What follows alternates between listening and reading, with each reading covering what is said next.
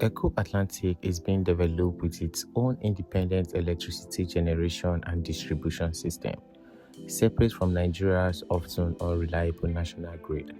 The approach is to ensure uninterrupted, reliable power for residents, businesses, and critical facilities within this emerging megacity. The power strategy has several key components.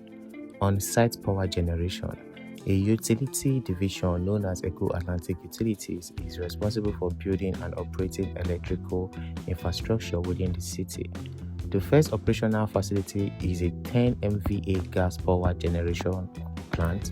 It uses multiple MTU Rolls-Royce engines fueled by compressed natural gas to deliver 24/7 electricity to the city early phases.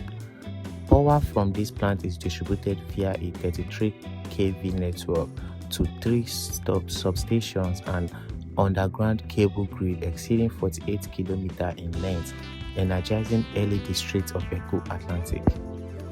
Fuel supply infrastructure.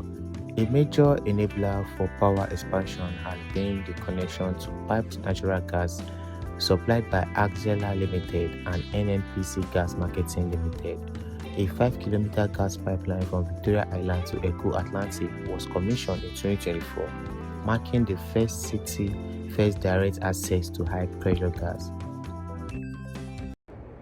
So as you may notice now, we have gone all through the process, and as you can see, these new power plants that they are building is actually good. It's one of the best power plants now, because this one is going to power and produce energy, and it's renewable energy, unlike other kind of powerhouses that is being built. This pipeline allows new and future generation facilities to run on pipeline gas, which is more economical and stable than diesel or standalone gas cylinder. Beyond the initial 10 MVA plant, a much larger power generation project, 56.7 MW, is currently underway to meet rapid demand from the growing city.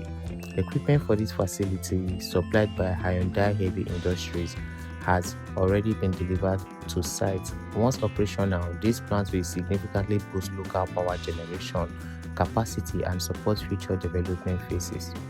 The plant is for power generation and distribution to be scaled in phases as the city expands, ultimately aligning capacity with projected demand.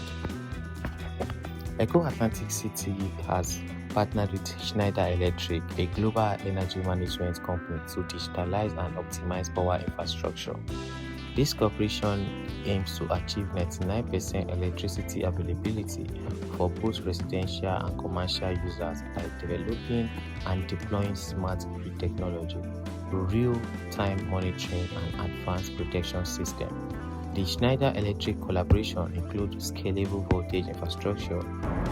What are your plans concerning this power plant construction, and do you think it's one of the best? Do you think Lagos should focus more on creating self-owned energy, or what are your thoughts concerning? I would like to hear from you. Please do it to subscribe to the channel and turn on the post notification for more amazing videos like this.